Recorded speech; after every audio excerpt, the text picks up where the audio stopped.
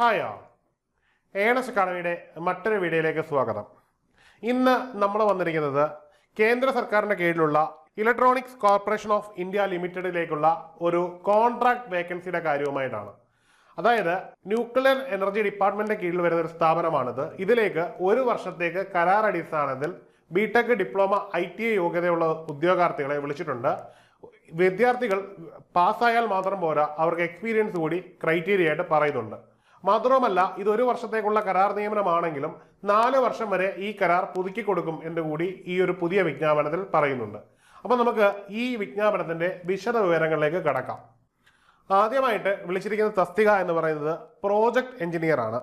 ഈ project engineer തസ്തികയ്ക്ക് അപേക്ഷിക്കുവാൻ വേണ്ടുന്ന യോഗ്യത എന്ന് പറഞ്ഞാൽ BE അല്ലെങ്കിൽ BTech ആണ്. മാത്രമല്ല, ഈ ഒരു വിഷയത്തിൽ 60% കുറയാത്ത മാർക്ക് നിങ്ങൾക്ക് നേടിയിരിക്കുകയും വേണം.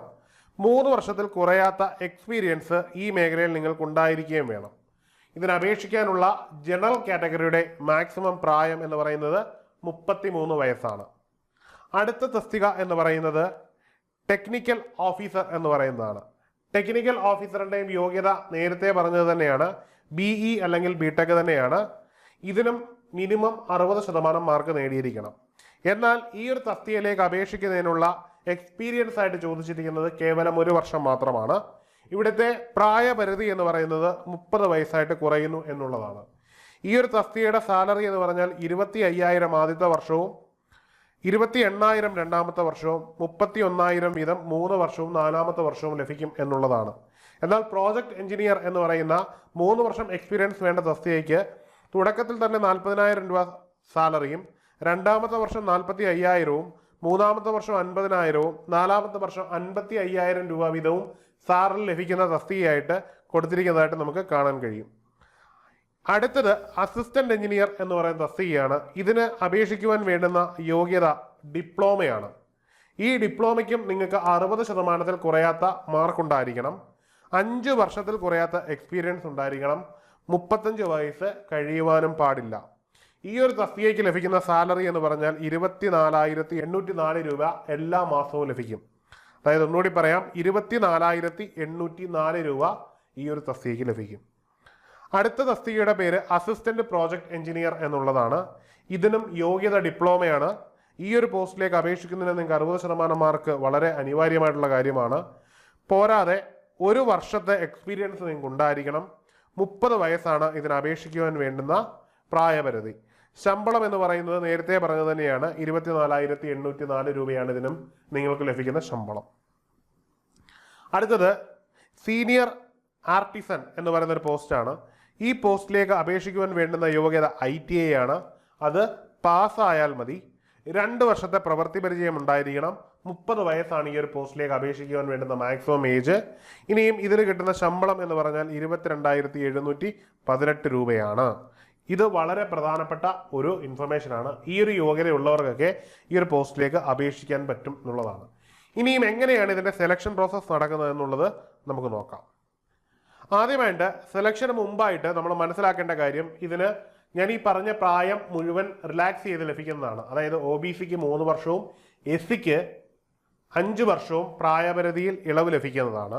അതുപോലെ തന്നെ മാർക്ക് എന്ന് പറയുന്ന ക്രൈറ്റീരിയ EWS OBC ജനറൽ കാറ്റഗറിക്കാണ് 60% വേണ്ടത്.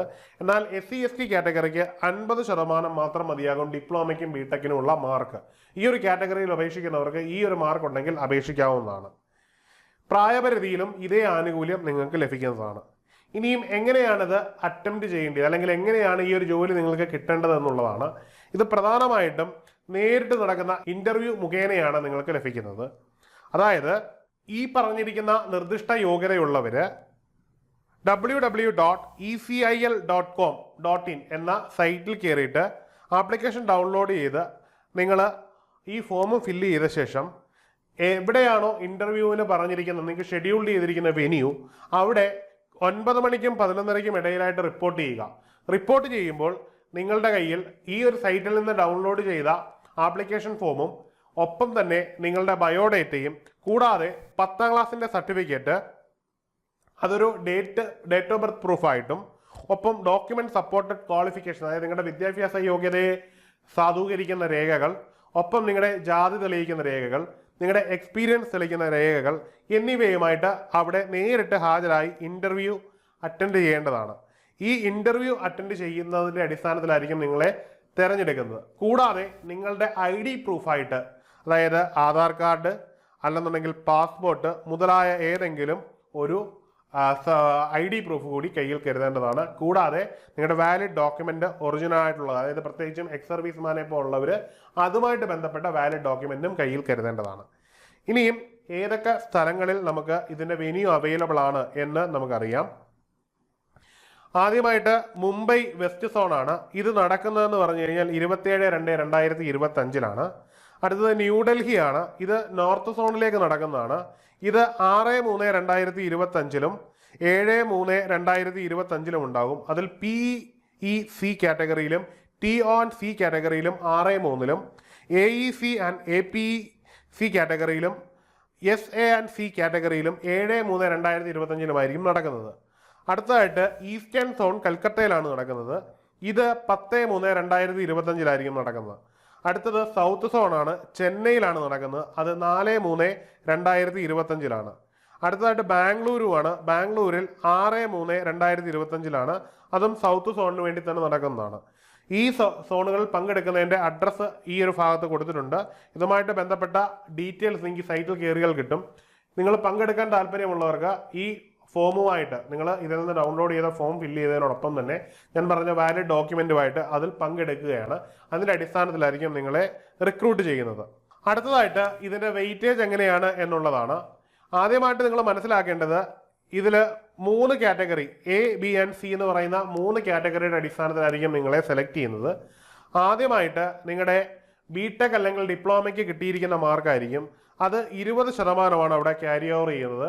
കൂടുതൽ മാർക്കുള്ളവർക്ക് കൂടുതൽ മാർക്ക്, അതായത് ഈ ഒരു വെന്യൂവിൽ ഈ ഒരു പ്രോഗ്രാമിൽ അറ്റൻഡ് ചെയ്യുമ്പോൾ ആ 20%ത്തിൽ ഏറ്റവും കൂടുതൽ മാർക്കുള്ളവർക്കായിരിക്കും ആദ്യത്തെ വെയിറ്റേജ് ലഭിക്കുക.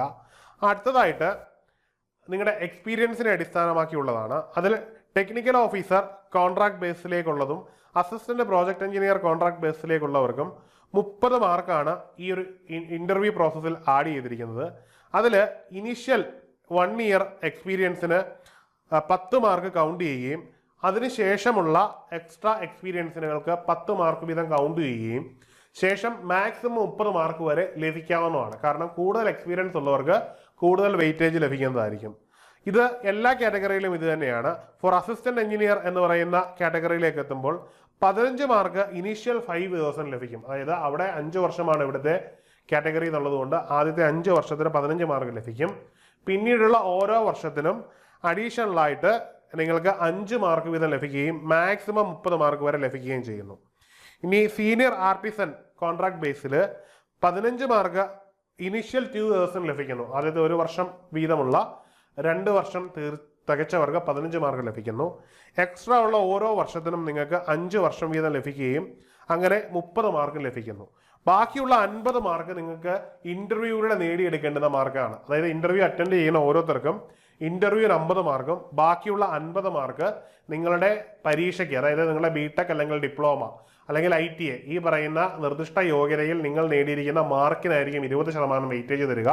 ബാക്കി 30% നിങ്ങളുടെ റെലവൻറ്റ് എക്സ്പീരിയൻസിനുമായിരിക്കും ലഭിക്കുക. അപ്പോൾ ഇന്റർവ്യൂവിന് അറ്റൻഡ് ചെയ്യുമ്പോൾ ഈ 3 കാറ്റഗറിയുടെ അഗ്രഗേറ്റ് എടുത്തിട്ടായിരിക്കും നിങ്ങളെ ഇവർ സെലക്ട് ചെയ്യുന്നതെന്നാണ് അടിസ്ഥാനം. ഇനിയും നമ്മളിവിടെ മനസ്സിലാക്കേണ്ട ഒരു പ്രധാനപ്പെട്ട കാര്യം, നിങ്ങൾ ഏതെങ്കിലും കോളേജിലോ ഇൻസ്റ്റിറ്റ്യൂഷനിലോ എഡ്യൂക്കേഷൻ പർപ്പസിന് വേണ്ടി ഇന്റേൺഷിപ്പ് പോലുള്ള എന്തെങ്കിലും ചെയ്തിട്ടുണ്ടെങ്കിൽ അതിനെ ഇവിടെ എക്സ്പീരിയൻസ് ആയിട്ട് കൺസിഡർ ചെയ്യില്ല എന്നൊരു നോട്ടിഫിക്കേഷൻ പറയുന്നുണ്ട്. വളരെ പ്രധാനപ്പെട്ട ഒരു കാര്യമുണ്ട്. ഇതിന് അപേക്ഷിക്കേണ്ടവർ എന്ത് ചെയ്യുക? ഒന്നുകൂടി ഞാൻ പറയുകയാണ്, അവർ വെബ്സൈറ്റിൽ കയറിയിട്ട് www.ecil.com.in എന്ന സൈറ്റിൽ കയറിയിട്ട് നിങ്ങൾ എന്ത് ചെയ്യുക? ഇതിൽ നിന്ന് ഫോം ഡൗൺലോഡ് ചെയ്തിട്ട് ഈ പറഞ്ഞ വെന്യൂവിൽ എവിടെയെങ്കിലും ഈ നടക്കുന്ന ഡേറ്റിൽ പറ്റുമെങ്കിൽ ചെന്ന് ഡയറക്റ്റ് ആയിട്ട് ഇന്റർവ്യൂവിൽ അറ്റൻഡ് ചെയ്യുക. ഇവിടെ നിന്ന് കിട്ടുന്ന സർട്ടിഫിക്കറ്റ്സിന് എക്സ്പീരിയൻസിന് വളരെ വാലിഡിറ്റി ഉണ്ട്. അപ്പോൾ എല്ലാവരും ഇതുമായിട്ട് ബന്ധപ്പെട്ട് യോഗ്യതയുള്ള എല്ലാവരും ഇത് അറ്റൻഡ് ചെയ്യുമെന്ന് കരുതുന്നു. അപ്പോൾ മറ്റൊരു വീഡിയോയുമായി കാണാം. Good bye.